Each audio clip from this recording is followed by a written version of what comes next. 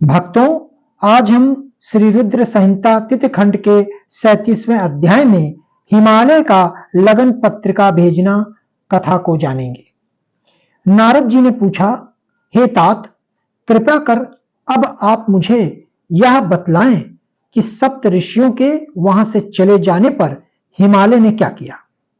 ब्रह्मा जी बोले, नारद, जब वे सप्त ऋषि हिमालय से विदा लेकर कैलाश पर्वत चले गए तो हिमालय ने अपने सगे संबंधियों एवं भाई बंधुओं को आमंत्रित किया।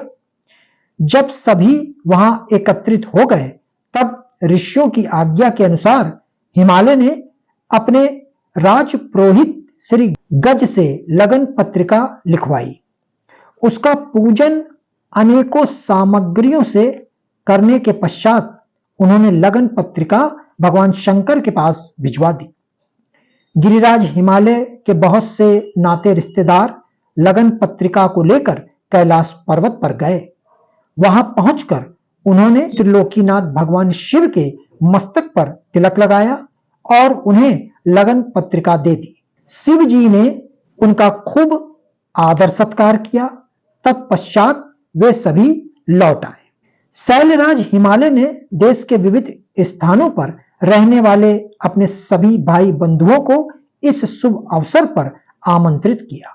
सबको निमंत्रण भेजने के पश्चात हिमालय ने अनेकों प्रकार के रत्नों, वस्त्रों और बहुमूल्य आभूषणों तथा विभिन्न प्रकार की बहुमूल्य देने योग्य वस्तुओं को संग्रहित किया। तत्पश्चात उन्होंने विभिन्न प्रकार की खाद्य सामग्री, चावल, आटा, गुड़, शक्कर, दूध, दही, घी, मक्खन, मिठाइयां तथा पकवान आदि एकत्र किए ताकि बारात का उत्तम रीति से आदर सत्कार किया जा सके।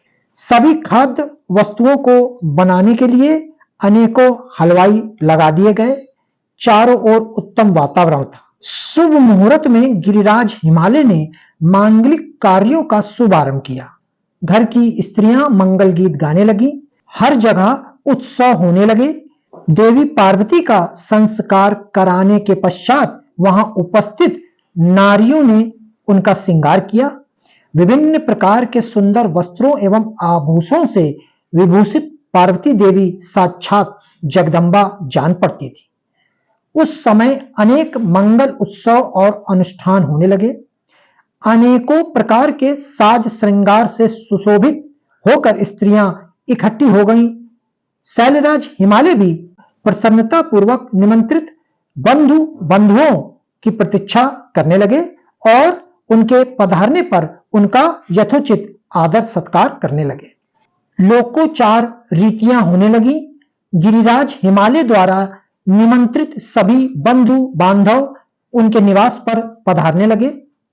गिरिराज सुमेरु अपने साथ विभिन्न प्रकार की मणियां और महारत्नों को उपहार के रूप में लेकर आए। मंदराचल, अस्ताचल, मलयाचल, उदयाचल, निषद, ददुर, करवीर, गंधमादन, महेंद्र, परियात्र, नील, त्रिकुट, चित्रकूट, कोंज, पुरुषोत्तम, सनिल, वेंकट, श्रीशैल, गोकामुख, नारद, विंध्य, कालजर, कैलाश तथा अन्य पर्वत दिव्य रूप धारण करके अपने अपने परिवारों को साथ लेकर इस शुभ अवसर पर पधारे। सभी देवी पार्वती और शिव जी को भेंट करने के लिए उत्तम वस्तुएं लेकर आए।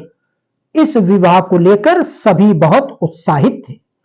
इस मंगलकारी अवसर पर शौं, भद्रा, नर्मदा, गोदावरी, यमुना, महापुत्र, सिंधु, विपाशा, चंद्रभागा, भागीरथी, गंगा आदि नदियां भी नर नारी का रूप धारण करके अनेक प्रकार के आभूषणों एवं सुंदर वस्तुओं से सज धज कर शिव पार्वती का विवाह देखने के लिए आईं।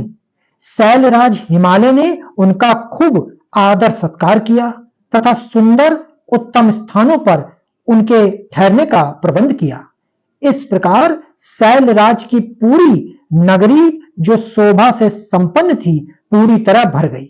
विभिन्न प्रकार के वंदनवारों एवं ध्वज पताकों से यह नगर सजा हुआ था। चारों ओर चंदोवे लगे हुए थे। विभिन्न प्रकार की नीली पीली रंग बिरंगी प्रभा नगर की शोभा को और भी बढ़ा रही थी।